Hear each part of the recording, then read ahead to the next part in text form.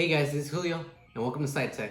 First off, I want to thank you guys for coming to my channel, and I would like to introduce to you guys a product that I've shown in the first video that I had, and that is this smartwatch called Wearbuds. I know you guys can see from the cover what makes it special, but we'll get into that a little bit later. Let's actually unbox it.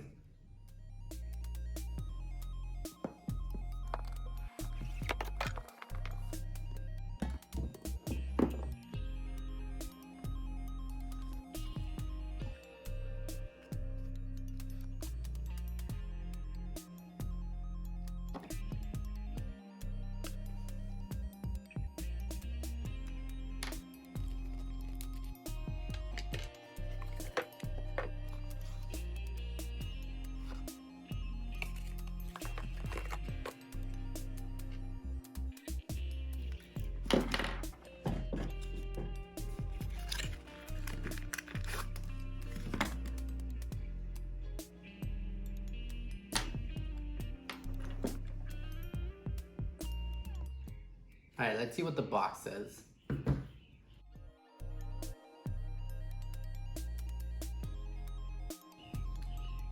It says that the watch has fitness tracking, a heart rate monitor, sleep monitor, on-wrist notifications, 7-day battery life, and IPX5 water resistance.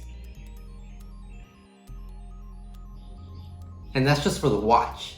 And the earbuds says it has premium sound quality, on-wrist charging, comfortable in-ear fit, effective noise isolation, 12-hour playtime with the band, and IPX6 water resistance, which is a little bit higher than the watch itself.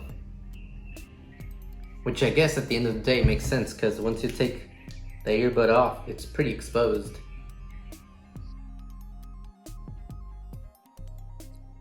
So the charger itself is USB Type A, and it has a magnetic charger on the other side. The bad side with it is it can only go one way, but it simply clips on, and you can take it off and put it back on.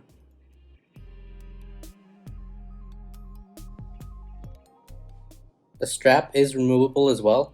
It was a little bit difficult at first, but once it comes off, you can easily put any of these colors that are available.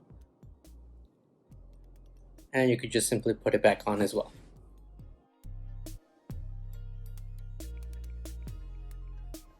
Alright, so now it's time to pair the watch with the phone. I took the straps off so that the watch isn't going around everywhere. Alright, let's get started. So, on the Wearbuds app, add my Wearbuds. Raise the band to wake up the display. Since it is touch display, I actually am just going to touch on it to wake it up. Complete the steps, click on next. Wearbuds band, connect and pair. So now it will prompt you on the app on the watch. Click on next. Bluetooth pairing request to the band pair. Allow Wearbuds band to display your iPhone notification. So if a notification comes through the iPhone, it'll actually display on the watch. It's not as interactive as, let's say, an Apple Watch, but it does display it, so it is very helpful. Click on allow. So now connecting the Wearbuds. To connect the buds with the device, press and release them from the band. That's what I'm going to do. The buds will automatically enter pairing mode, and the left bud will flash green. So right here, hopefully I can show you guys. And there it is. You guys can see a little green flashing. So now going back, I've completed these steps. There's the Wearbuds L. We're going to click on it.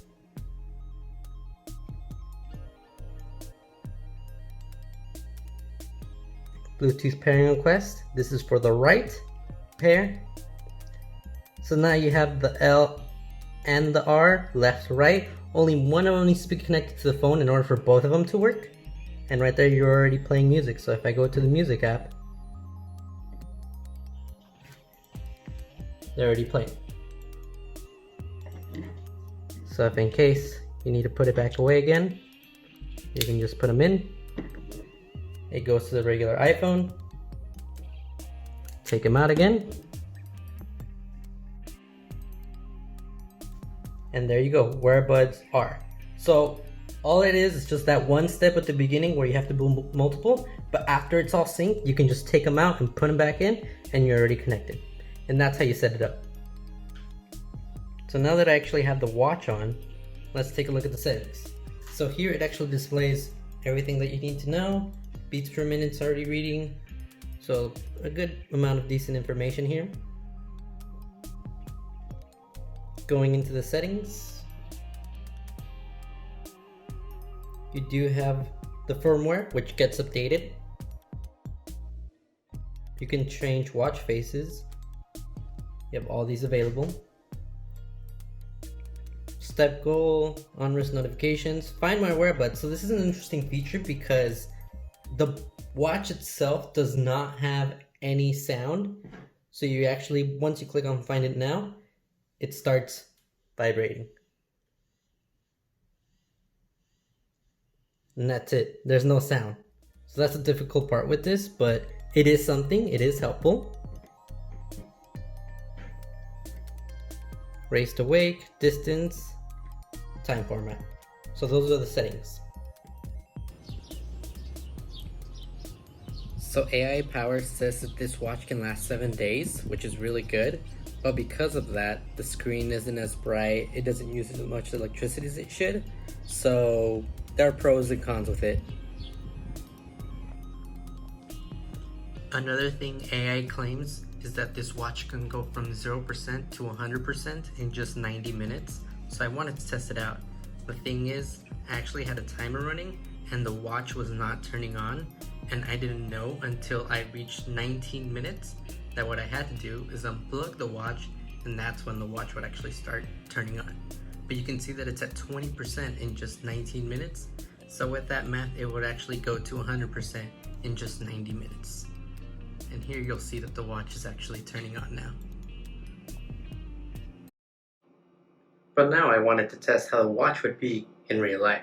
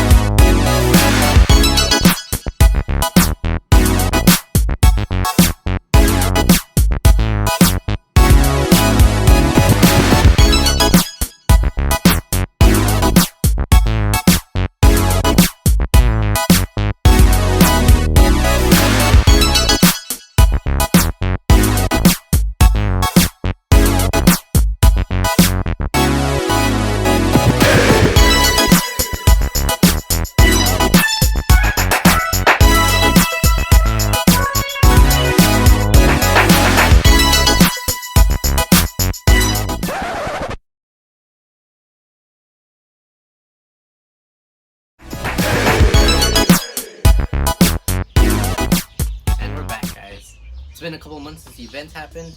I know I'm outside right now and it's a little bit noisy, but I wanted to make this video afterwards to let you guys know what I think about the watch, and here's what I think. Alright, so my minor first problem is the steps. What I tried to do is I tried to make sure both of them get synced. With that, I had both of my watches in my backpack, and because the Apple Watch needs a password to get in, it doesn't start counting until you put the password. With this watch, it started counting it while it was in the backpack, so I already had 2,000, 3,000 additional steps at the beginning of the event. So right away I already had to reset the watch to make sure it had no steps to be the same as the Apple Watch. So that brings up the next point, Bluetooth. Because I had reset it, it was having problems pairing again. So what I had to do is I had to unpair it, take it away from the app, and then delete the app in order to install it again and begin pairing again. And even then it was struggling to pair for maybe 20 minutes. It was just a really big hassle. I even had an Android phone prepared just in case. Luckily at the end it did pair, but I do know that I was having issues with that. The next problem I had was during the race. With the Apple Watch, you can actually start a run, jog, swim, whatever the activity is inside the app itself. With this watch, it's up to the watch to know what you are doing, so it won't be able to differentiate much. So I did see that as a little bit of a downside, but the good thing is this can be fixed with software updates. This watch comes with the app, and AIPower can actually send updates to the watch to make it better. So would I recommend the watch to people? Depends. If the fact is that you like that it comes with the headphones where you can pick it up, put it in your ear, listen, extra portability, yes, I would recommend it. But if you're going for the features that the watch comes with itself, that's where there's a little bit of a gray area, because it can only do so much right now with what it has. Of course, there are software updates that can make it better, but in terms of what it can do now, and because it's a first generation, it can be improved. So, I mean, the headphones, killer feature, but it can definitely be improved. Alright, that's it guys. Thank you guys for watching, and make sure you guys subscribe, like I said, sorry for the sounds and everything, and hope to see you guys soon. Thanks guys.